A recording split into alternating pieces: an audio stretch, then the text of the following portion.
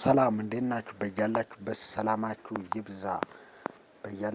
ሰላማችሁ ይብዛ እያለ እንግዲህ ወደ አጫጭር ስፖርታዊ መረጃዎች የምናልፍ ይሆናል ማለት ነው። ስለ እንግዲህ ነገ በካራቦ ካፕ ግማሽ ፍጻሜ ለማለፍ በሚደረገው ጨዋታ እንግዲህ የሁለቱ የሰሜን ለንደን ደርቢ ማለትም በአርሰናልና በቼልሲ መካከል እንግዲህ ሲጠበቅ አርሰናል እንግዲህ የመጀመሪያውን ጨዋታ 3-2 በስታንፎርድ ብሪጅ ማሸነፉ ለአርሰናል ጥሩ አድቫንቴጅ ይፈጥራል ማለት ነው።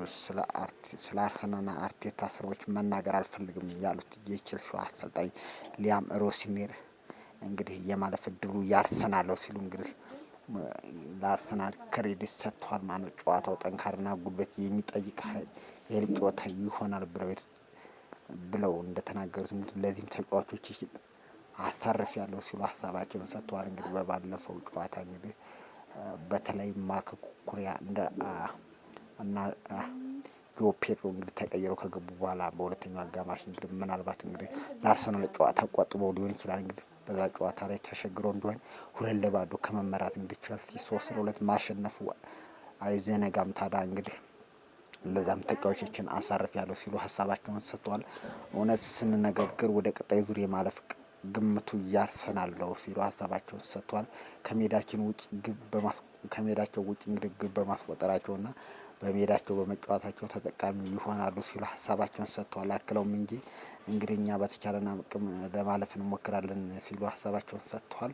ሁለተኛው አጋማሽ ጨዋታውን መልክ ለማስያዝ ወሳኝ እንደሚሆን ሀሳባቸውን ሰጥተዋል። እንግዲህ ስለ ሚኬል አርቴታ ግን የማውራት ፍላጎት የለኝም ሲሉ እንግዲህ ሀሳባቸውን ሰጥተዋል። እንግዲህ ስለ ሚኬል አርቴታና ስለ አርሰናል እንግዲህ ሚኬል አርቴታም እንግዲህ ሀሳቡን ሰጥቷል ማለት ነው። የሳካ ጉዳት ከባድ አይመስልም ሲል ሀሳቡን ሰጥቷል። የመድፈኞቹ አሰልጣኝ ሚኬል አርቴታ ማለት ነው። በባለፈው እንግዲህ ከሌዲስ ጋር በነበረው ጨዋታ እንግዲህ በልምምድ ላይ ቡካዮ ሳካ ጉዳት ማጋጠሙ ሁላችንም የምናስታውሰው ነገር ነው። እንግዲህ በዛ ጉዳት እንግዲህ ከባድ አይመስልም ሲሉ ሀሳቡን ሰጥቷል። ሚኬል አርቴታ ማለት ነው።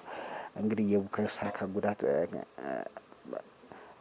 ከባድ አይደለም ለነገው ጨዋታ የመድረሱ ነገር ግን አጠራጣሪ ነው ሲል ሀሳቡን ሰጥቷል ማለት ነው።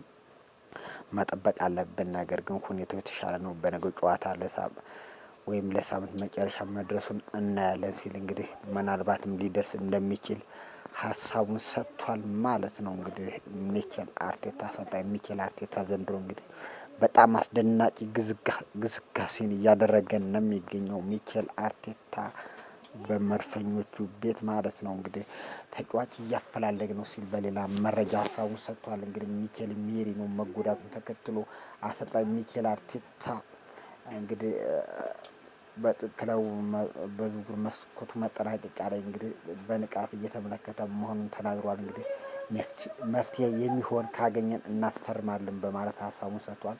ቤርታንም አምናዋለው ትክክለኛ ተጫዋች ካገኘ እንደሚያስፈርም እምነት አለኝ ሲል ሀሳቡን ሰጥቷል።